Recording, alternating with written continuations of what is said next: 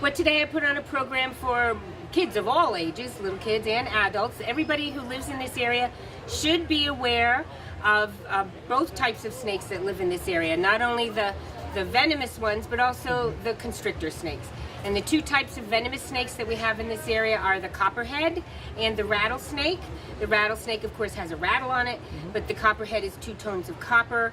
The copperhead is very commonly, or the milk snake is very commonly mistaken for a copperhead because it does have some copper on it, but the milk snake will also have gray and black on it. So the copperhead has two tones of copper and no black on the snake at all. And the rattlesnake, of course, has the rattle, and they both have a very triangular head. So that's the main difference. That's easy to tell from a distance exactly what type of snake it is. All snakes, if you don't know what you're looking at, don't bother them. They live here too. There's room for all of us. Right.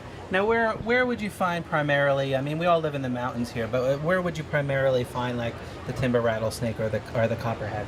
Timber rattlesnakes are going to be in the mountainous areas more or less. I know up on Sunrise Mountain there's a den.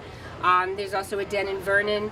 So there's quite a few rattlesnake dens in the area. Matter of fact, there's 5 in the tri-state area, and our family has kept them a secret for years. Yes, but so this time of year, the snakes are out and about. They'll move about 5 miles from the den and then come back over the course of the summer. They go out looking for food and water, of course, a little bit of shelter, and maybe a girlfriend. Who knows? And then they come back to the den in the fall. So right now, it's the height of the summer. They're eating well. They're out catching their mice and their voles and their moles and having a good time. The copperheads are a little bit more at the base of the mountains. They don't travel quite as far as the rattlesnakes do.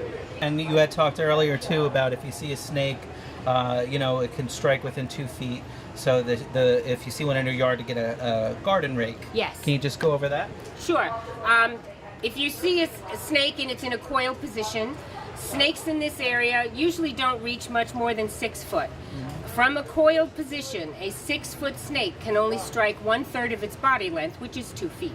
If it's an 8-foot snake, it's going to be able to strike a little bit farther.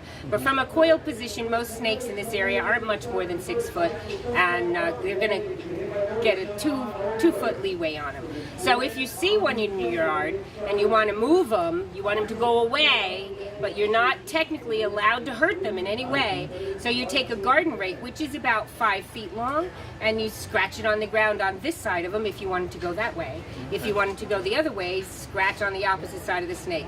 They will feel that vibrations. They will know that it's something they're not used to. They won't like it, and they will go in another direction. That's the easiest way to move a snake out of your yard. Now, what should people do if they get bit by a snake, even if it's a non-poisonous snake? What should they do? If it's a non-venomous snake, you're going to have a row of scratch on your hand. It's going to be like a half circle. If it's a constrictor snake, sort of like my picture here. I don't know if you got to see that before, but and then all you got to do is just wash it off, put a little bit of antibiotic on it and a Band-Aid, and you'll be fine. If it is a venomous snake, you're going to have 2 puncture marks, or maybe sometimes only 1, depending upon how they hit you. If you have the 2 puncture marks, you're going to know it's a poisonous snake or a venomous snake because it's going to hurt like the dickens. It's 40 times more painful than a bee sting, so keep that in mind. And if that happens, you call your buddy or use your cell phone, get some help. Treat it like you have a broken leg. Don't get overly excited, because anytime you do that, your blood pressure is going to increase, and of course the venom is going to go through your body quicker. Main thing, keep it cool, keep yourself calm, and then they will take you by ambulance or helicopter to a hospital and give you anti-venom shots that will help neutralize the venom. And not just with snakes, but with any animal you see in the wild, you need to just be respectful of their home and of their environment. Just talk about that a little. Yes, that's true. If anybody's hiking while you're out in the beautiful wild country that we have here in the woods or in the forests or in the parks, for sure, it's their home.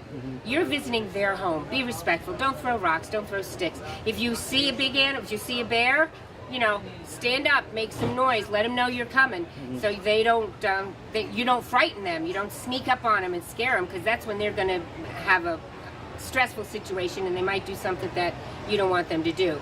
A snake or birds, anything that you see, it's their home too. So just be kind.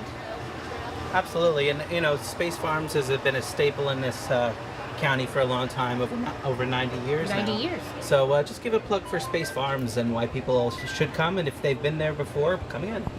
Well, yeah, Space Farms is open every day from 9 to 5 until October 31st.